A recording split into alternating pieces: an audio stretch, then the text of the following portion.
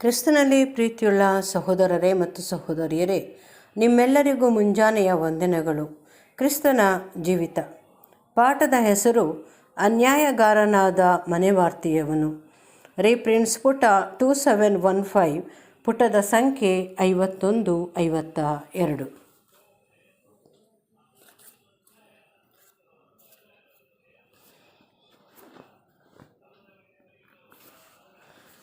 ಶಾಸ್ತ್ರಿಗಳು ಮತ್ತು ಫರಿಸಾಯರು ಈ ನಿಲುವಂಗಿಯನ್ನು ಕೊಂಡಿದ್ದೇ ಆದಲ್ಲಿ ಅವರು ತಮ್ಮ ಮತ್ತು ಜನರ ಮಧ್ಯದಲ್ಲಿನ ಡೊಂಗರವನ್ನು ನಿವಾರಣೆ ಮಾಡಿಕೊಳ್ಳುತ್ತಿದ್ದರು.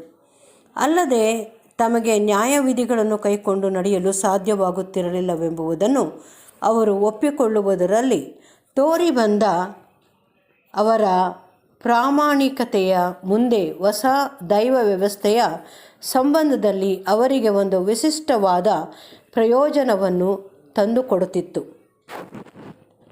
ಹಾಗೂ ಅವರು ಮುಚ್ಚುಮರೆಯಿಲ್ಲದೆ ಒಪ್ಪಿಕೊಂಡಂಥದ್ದು ಮತ್ತು ಇತರರ ವಿಷಯವಾಗಿ ಅವರು ತೋರಿದ ಅನುಕಂಪ ಹಾಗೂ ತಮ್ಮ ಹೊರೆಯನ್ನು ಹೊತ್ತುಕೊಳ್ಳಲು ಇತರರಿಗೆ ಅವರು ಮಾಡಿದ ಸಹಾಯವು ಎಂಥ ಒಂದು ಮನೋಸ್ಥಿತಿಗೆ ಅವರನ್ನು ತರುತ್ತಿತ್ತೆಂದರೆ, ಇವುಗಳು ಅವರ ಸುವಾರ್ತೆಯನ್ನು ಅಂಗೀಕರಿಸಿಕೊಳ್ಳುವಂತಾಗಲು ಸಿದ್ಧಗೊಳಿಸುತ್ತಿದ್ದವು. ಮತ್ತು ಇವರು ಅವರಿಗೂ ಪಾಪಿಗಳೆಂದು ಉದಾಸೀನ ಮಾಡಿ ಅವರಿಂದ ತಮ್ಮನ್ನು ಪ್ರತ್ಯೇಕಪಡಿಸಿಕೊಂಡಿದ್ದ ಆ ಕೆಳವರ್ಗದವರು ಇವರ ಬಗ್ಗೆ ಕರುಣಾಭಾವವನ್ನು ಹೊಂದಿರುತ್ತಿದ್ದರು. ಅಲ್ಲದೆ ಇದರ ಪರಿಣಾಮವಾಗಿ ಇವರ ಆಡಳಿತ ವ್ಯವಸ್ಥೆಯು ಉಚ್ಚಾಟನೆಗೊಂಡಾಗ ಪಾಪಿಗಳೆನಿಸಿಕೊಂಡ ಈ ಕೆಳವರ್ಗದವರು ಕನಿಷ್ಠ ಪಕ್ಷದಲ್ಲಿ ಒಂದು ಪ್ರಮಾಣದ ಅನುಕಂಪವನ್ನು ಇವರ ವಿಷಯದಲ್ಲಿ ಇಟ್ಟುಕೊಳ್ಳುತ್ತಿದ್ದರು. ಆದರೆ ಶಾಸ್ತ್ರಿಗಳು ಮತ್ತು ಫರಿಸಾಯರು ಇಂಥ ಯಾವುದೇ ವಿಧಾನವನ್ನು ಅನುಸರಿಸಿದ್ದರೆ ಯಾವ ವಿಧದಲ್ಲಿಯೂ ಇಲ್ಲ. ಬದಲಿಗೆ ಅವರು ಡಂಬಾಚಾರದವರಾಗಿ ಜ್ಞಾಪಕ ಪಟ್ಟಿಗಳನ್ನು ಅಗಲ ಮಾಡಿಕೊಂಡು ತಮ್ಮ ಹೃದಯ ಹಾಗೂ ಜೀವಿತದಲ್ಲಿ ತಾವು ಪರಿಪೂರ್ಣವಾಗಿರುವುದರ ಬಗ್ಗೆ ಇನ್ನೂ ದೊಡ್ಡದಾಗಿ ಹೇಳಿಕೊಳ್ಳುವವರಾಗಿ ಇತರರನ್ನು ಮೋಸಗೊಳಿಸುವುದಕ್ಕಿಂತಲೂ ಅಧಿಕವಾಗಿ ಬಹುಶಃ ತಮ್ಮನ್ನೇ ಮೋಸಪಡಿಸಿಕೊಂಡವರಾಗಿದ್ದರು. ದೇವರ ವಿವಿಧ ಕೃಪೆಯ ವಿಷಯವಾಗಿ ಅವರು ಮನೆವಾರ್ತೆಯ ಕೆಲಸವನ್ನು ನಿರಂತರವಾಗಿ ಮುಂದುವರಿಸಿಕೊಂಡು ಹೋಗುವೆವೆಂದು ಕೊಚ್ಚಿಕೊಳ್ಳುತ್ತಿದ್ದರು.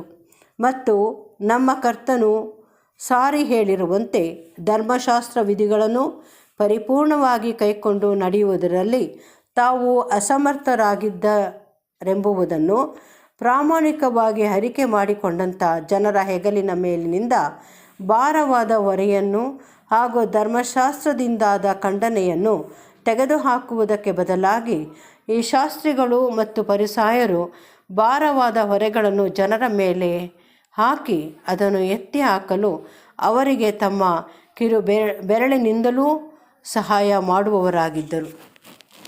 ಹೀಗೆ ಮಾಡುತ್ತಾ ಅವರು ಹೆಚ್ಚು ಹೆಚ್ಚಾಗಿ ಕಪಟಿಗಳಾಗಿ ಅವರ ವಿಷಯವನ್ನು ಎಷ್ಟು ಕಠಿಣ ಮಾಡಿಕೊಂಡು ಬಂದಿದ್ದರೆಂದರೆ, ನಮ್ಮ ಕರ್ತನು ಅನಂತರದಲ್ಲಿ ಅವರನ್ನು ವರ್ಣಿಸುತ್ತಾ ಅವರು ಹೀಗೆ ಸುಣ್ಣ ಹಚ್ಚಿದ ಸಮಾಧಿಗಳೆಂದು ಸಾರಿ ಹೇಳಿದ್ದನು. ಅದು ಹೊರಗೆ ಅಂದವಾಗಿ ಕಂಡು ಒಳಗೆ ಸಂಪೂರ್ಣವಾಗಿ ಭ್ರಷ್ಟತೆಯೂ ಅಪ್ರಾಮಾಣಿಕತನವೂ ಕಪಟವೂ ಆದವುಗಳಿಂದ ತುಂಬಿರುವುದು. ಹಾಗೆ ನ್ಯಾಯವಿಧಿಗಳನ್ನು ಭಂಗಗೊಳಿಸುವವರೆಂಬುದನ್ನು ತಿಳಿದವರಾದರೂ ಹೊರಗೆ ಪರಿಪೂರ್ಣರೆಂದು ಹೇಳಿಕೊಂಡು ಹೊಗಳಿಕೊಳ್ಳುತ್ತಿದ್ದರು. ಇದನ್ನು ಕೇವಲ ಫರಿಸಾಯರಿಗೆ ಮಾತ್ರವಲ್ಲದೆ ಶಿಷ್ಯರಿಗೂ ಸಹ ಹೇಳಿದ್ದಾಗಿತ್ತು. ಅವರು ಅಂದರೆ ಶಿಷ್ಯರು ಈ ಸಾಮ್ಯವು ಎಷ್ಟು ಸರಿ ಹೊಂದಿರುವುದೆಂಬುದನ್ನು ಮತ್ತು ಈ ಮನೆವಾರ್ತೆಯ ವರ್ಗವು ಎಷ್ಟು ಬುದ್ಧಿಯಿಲ್ಲದವರಾಗಿ ವರ್ತಿಸುತ್ತಿರುವರೆಂಬುದನ್ನು ಗಮನಿಸಬೇಕೆಂಬುದು ಇಲ್ಲಿ ಅಡಕವಾಗಿತ್ತು. ಆ ಭೋಜನದ ಮೇಜಿನಲ್ಲಿಯೂ ಸಹ ಕನಿಷ್ಠದಲ್ಲಿ ಕೆಲವು ಮಟ್ಟಿಗೆ ಆ ಸಾಮ್ಯದ ಭಾವವನ್ನು ಅರಿತುಕೊಂಡ ಫರಿಸಾಯರು ಹಣದಾಸೆಯುಳ್ಳವರಾಗಿ ಪರಿಹಾಸ್ಯ ಮಾಡಿದ್ದರು. ಆದರೆ ನಮ್ಮ ಕರ್ತನು ಪಾಠವನ್ನು ಅವರಿಗೆ ಮನದಟ್ಟಾಗುವಂತೆ ಮಾಡಿ ಹೀಗೆ ಹೇಳಿದ್ದನು: ಮನುಷ್ಯರ ಮುಂದೆ ನೀತಿವಂತರೆಂದು ತೋರ್ಪಡಿಸಿಕೊಳ್ಳುವವರು ನೀವು, ಆದರೆ ದೇವರು ನಿಮ್ಮ ಹೃದಯಗಳನ್ನು ತಿಳಿದುಕೊಂಡವನಾಗಿದ್ದಾನೆ. ನೀವು ಅನ್ಯಾಯಗಾರರಾದ ಮನೆವಾರ್ತೆಯವರು ಮತ್ತು ನೀವು ತಳ್ಳಲ್ಪಟ್ಟಿರುವುದನ್ನು ಶೀಘ್ರದಲ್ಲೇ ಎಲ್ಲರೂ ಸಾಕ್ಷಿಯಾಗಿ ನೋಡುವರು. ಧರ್ಮಶಾಸ್ತ್ರವು ಪ್ರವಾದಿಗಳು ದೇವರಿಂದ ಮನ್ನಣೆ ಪಡೆದಿರುವುದು ಸ್ನಾನಿಕನಾದ ಯೋಹಾನನ ತನಕವೇ. ಈಚೆಗೆ ದೇವರ ರಾಜ್ಯವು ಸಾರಲ್ಪಡುತ್ತಾ ಇದೆ. ಅದರಲ್ಲಿ ಸಕಲರು ಬಲಾತ್ಕಾರವಾಗಿ ನುಗ್ಗುತ್ತಾರೆ. ಹೇಗೂ ಜನನಾಯಕರುಗಳಾದ ನೀವಂತೂ ಒಳಗೆ ಹೋಗುವುದಿಲ್ಲ, ಒಳಗೆ ಹೋಗಬೇಕೆಂದಿರುವವರನ್ನು ಹೋಗಗೊಡಿಸುವುದಿಲ್ಲ. ಒಬ್ಬ ಹೆಂಡತಿಯು ತಾನು ಜೀವದಿಂದಿರುವವರೆಗೂ ತನ್ನ ಗಂಡನಿಗೆ ಬದ್ಧಳಾಗಿರುವಂತೆ ನಿಮ್ಮ ಧರ್ಮ ಸಂಸ್ಥೆಯು ಮೋಶೆಗೂ ಮತ್ತು ಧರ್ಮಶಾಸ್ತ್ರಕ್ಕೂ ಬದ್ಧವಾಗಿರುವುದೆಂಬುದನ್ನು ನೀವು ಕಾಣಬೇಕಿತ್ತು. ಆದುದರಿಂದ ನೀವು ಪ್ರತಿನಿಧಿಸುವ ಧರ್ಮಶಾಸ್ತ್ರವು ಗತಿಸಿ ಹೋಗುವುದು ಅಗತ್ಯವಿರುವುದು. ಹೀಗಾಗಿ ಇಸ್ರಾಯೇಲು ಇದರಿಂದ ವಿಮುಕ್ತರಾಗಿ ಒಂದು ಹೊಸದಾದ ಒಡಂಬಡಿಕೆಯ ಮೂಲಕವಾಗಿ ಮೆಸ್ಸಿಯನೊಂದಿಗೆ ಕೂಡಿಕೊಳ್ಳಲು ಸಿದ್ಧವಾಗಿರುವುದು. ಈ ಸಾಮ್ಯವು ಸುವಾರ್ತೆಯುಗದ ಅಂತ್ಯಕಾಲದಲ್ಲಿ ವಿಶೇಷವಾಗಿ ಅನ್ವಯವಾಗುವಂಥದ್ದೆಂದು ನಮಗೆ ತಿಳಿಸಲಾಗಿಲ್ಲ. ಆದರೆ ಸತ್ಯವೇದದ ಇತರ ವಚನಗಳ ಮೂಲಕವಾಗಿ ನಾವು ತಿಳಿದಿರುವುದೇನೆಂದರೆ, ಶಾರೀರಿಕ ಸಂಬಂಧವಾದ ಇಸ್ರಾಯೇಲರು ಮತ್ತು ಅವರ ಸುಗ್ಗಿ ಕಾಲವು ಈ ಸುವಾರ್ಥ ಯುಗದ ಆತ್ಮಿಕ ಇಸ್ರಾಯೇಲರಿಗೆ ಒಂದು ಮಾದರಿ ಅಥವಾ ನಿದರ್ಶನವಾಗಿದ್ದು, ಈ ಮೂಲಕವಾಗಿ ನಮ್ಮ ಕರ್ತನ ದಿನದಲ್ಲಿನ ಅನ್ಯಾಯಗಾರನಾದ ಆ ಮನೆವಾರ್ತೆಯವನ ಪರಿಸ್ಥಿತಿಗೂ ಮತ್ತು ಈ ಕಾಲದಲ್ಲಿ ಇಂಥದೇ ಆದ ಒಂದು ವರ್ಗದ ಪರಿಸ್ಥಿತಿಗೂ ಹೋಲಿಕೆಗಳಿರುವುದನ್ನು ಹುಡುಕಿ ನೋಡುವುದರಲ್ಲಿ ನಮ್ಮನ್ನು ಸಮರ್ಥಿಸಿಕೊಳ್ಳುವವರಾಗಿದ್ದೇವೆ.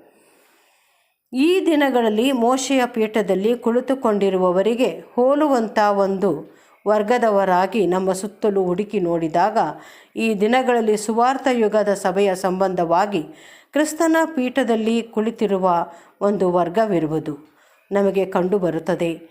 ಈ ವರ್ಗವು ಸಭಾ ಹಿರಿಯರು, ಭಾನುವಾರ ಶಾಲಾ ಬೋಧಕರು ಮತ್ತು ಸಭಾ ಅಧ್ಯಕ್ಷರುಗಳು, ಸಭಾ ಸೇವಕರು, ಬಿಷಪ್ಪರು ಹಾಗೂ ಮುಖ್ಯ ಬಿಷಪ್ಪರು ಮುಂತಾದವರುಗಳಿಂದ ರಚಿತಗೊಂಡಿರುವುದು. ಇವರೆಲ್ಲರೂ ಒಟ್ಟಾಗಿ ಈ ದಿನದಲ್ಲಿ ದೇವಜನರು ಹೊಂದಿರುವ ದೈವಾನುಗ್ರಹಗಳ ಸಂಬಂಧದಲ್ಲಿ ವಿಶೇಷವಾದ ಮನೆವಾರ್ತೆಯವರಾಗಿ ಪ್ರತಿನಿಧಿಸಲ್ಪಟ್ಟಿರುವರು.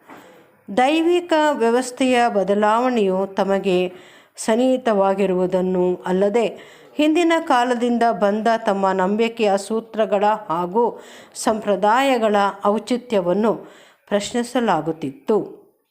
ತಮ್ಮಿಂದ ಈ ಸಂಬಂಧವಾದ ಲೆಕ್ಕವನ್ನು ಒಪ್ಪಿಸಲು ಕೇಳಲ್ಪಟ್ಟಿರುವುದನ್ನು ಅವರು ಅರಿತಿರುವರು.